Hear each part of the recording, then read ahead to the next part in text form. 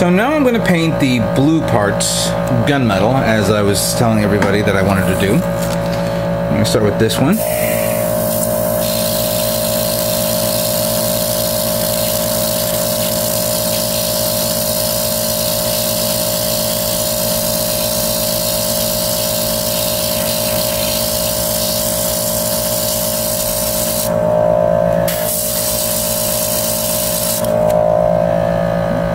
Pretty okay.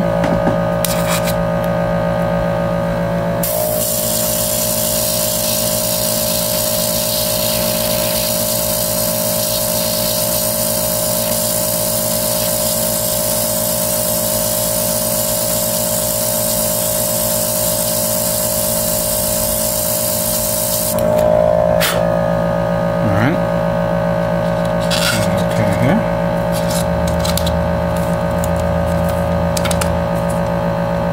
Unlike the red paint that I used on the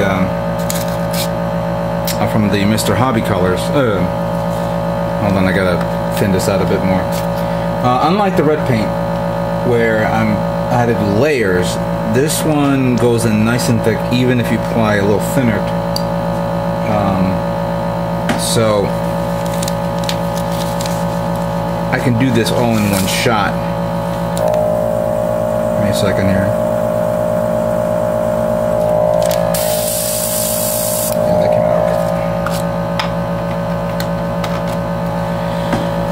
So now the next part is this.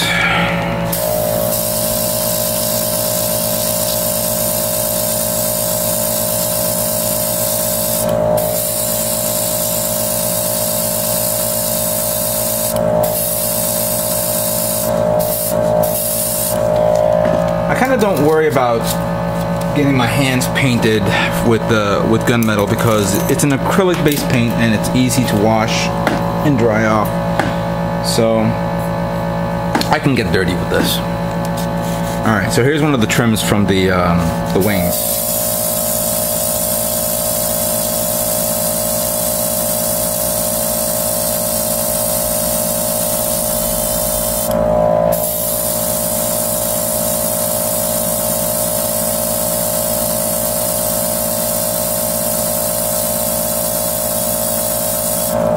I've been meaning to try the lacquer-based version of gunmetal, see how it is. The acrylic is I said lacquer-based. Acrylic gunmetal is really nice. It applies pretty well,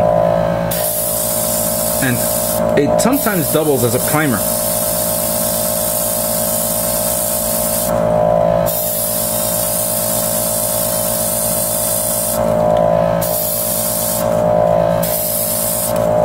That's done.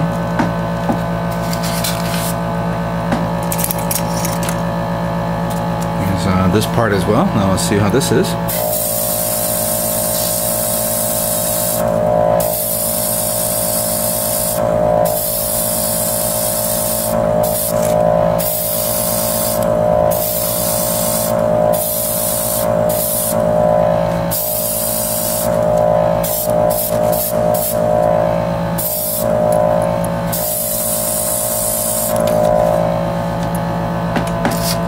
For those of you who are joining my video right now, you're probably thinking I'm doing a metallic version of this kit. No, just I'm using the gunmetal, of course. Again, gunmetal is a nice color to use, especially as an inner frame and something to replace darker colors.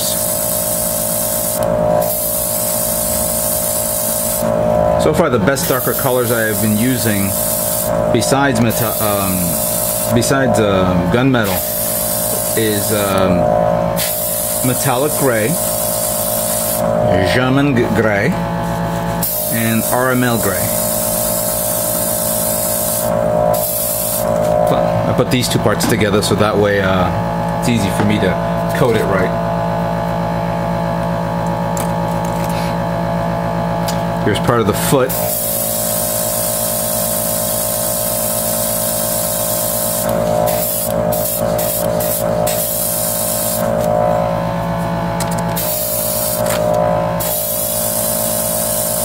That came out nice.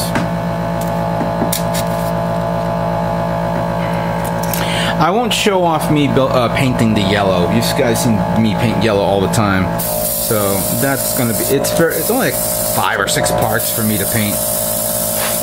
So.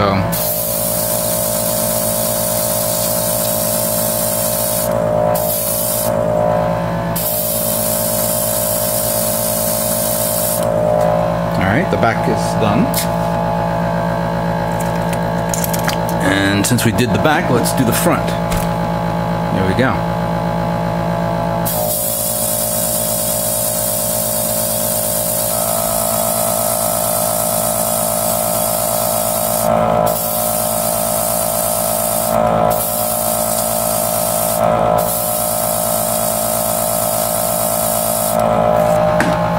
That came out really nice. I'm looking at it in the light. Just want to make sure I get every nook and cranny. Let me just give it another pass just in case. There we go.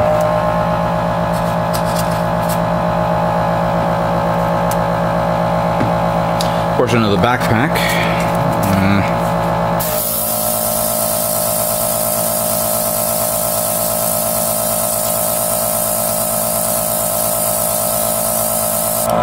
Surprisingly, this thing is part of the backpack frame, which I'm a little skeptical as to how this will hold up those 2 massive wings. Obviously, when I get to the build of the video, you know, the part of the video, or excuse me, part of the build where I assemble the wings, they'll probably explain to me in greater detail.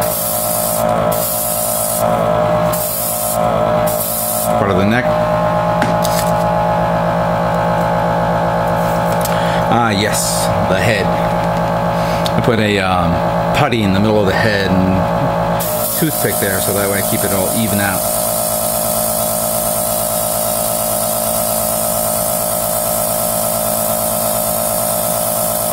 There we go. Let me get the bottom part as well.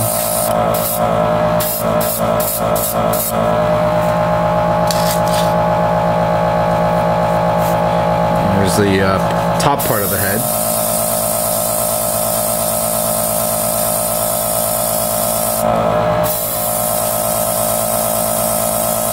There we go.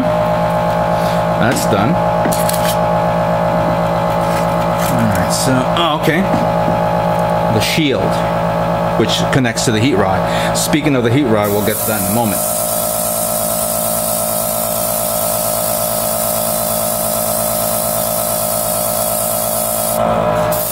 Get the bottom part as well.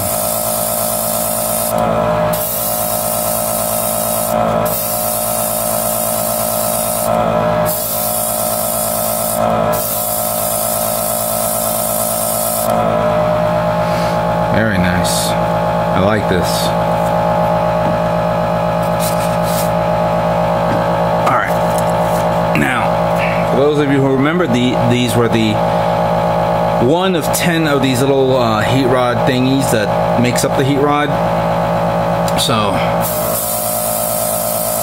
since it's been primed, I'm now painting it.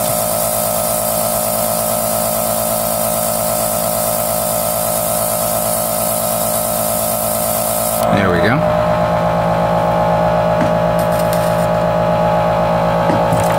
I'll do another one, so you guys, for those of you who missed it.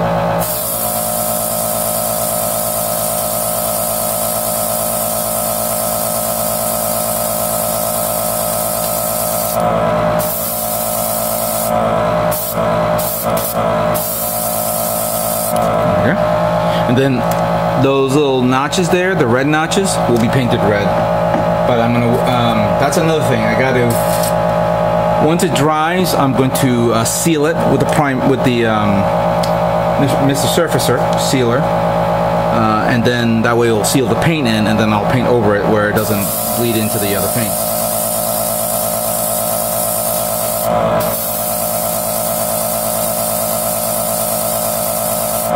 This is the trim that goes on the wings.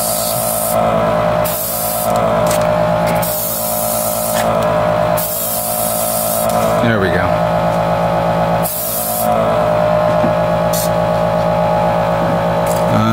Okay, and then of course here is the the beam saber hilt.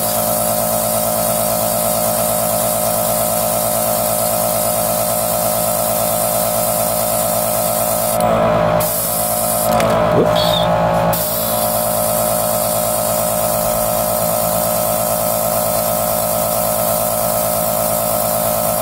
There we go. Alright. So as you can see, all the parts have been painted for both the red, the gunmetal, which replaces the blue. And if you can see in the background, I've also painted the inner frame and some other parts. So gave it a lengthy time to dry, and of course I sealed up some of the parts with using Mr. Super Clear Flat. Gave it a flat coat. Many of you probably asked me, don't I ever top coat my parts? In all honesty, I have never used top coat. I always assumed that this would be more than adequate for this. If you guys agree, let me know. If you don't agree, tell me why. I know that top coat protects the paint. That I do know. But isn't that the same thing for this?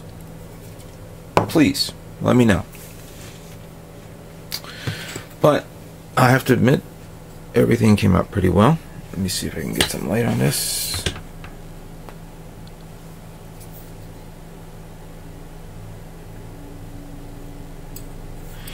I had to verify and make sure that each part is consistent with the shot, with the color.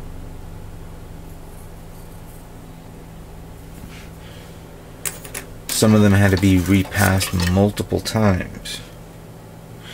But my airbrush, even though I have a great airbrush, I had to also be careful with applying too much, too little. Usually the too little one would be okay, because I'm doing small even strokes and passes on the brush, so that way I have an even consistency of the paint. And then sometimes if I press a little too hard on the rocker, it'll hit like a blast of paint, and then you have that. You have like a kind of like a shine, a little shine spot, as I call it. Actually, you know what? Let me just do this. Down like that.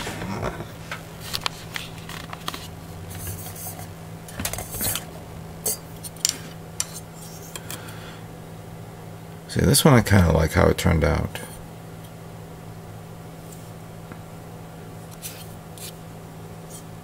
Part of the arm. Some parts like this one, the shoulders, I had to hold it like this together and then spray it so it comes out even, and it came out even pretty well. Yeah, it did come out pretty good. I was this one I was a bit nervous because I didn't have any more putty for me to hold them together so I can get an even coat on that, but it came out okay. So I'm going to be I'm inspecting each one, of course. I'm done with the painting of the red. Actually, I'm kind of saying I'm pretty much done with the red. I've been painting red all this time. All I see is red. And I think it's high time I begin assembly of the Epyon Gundam.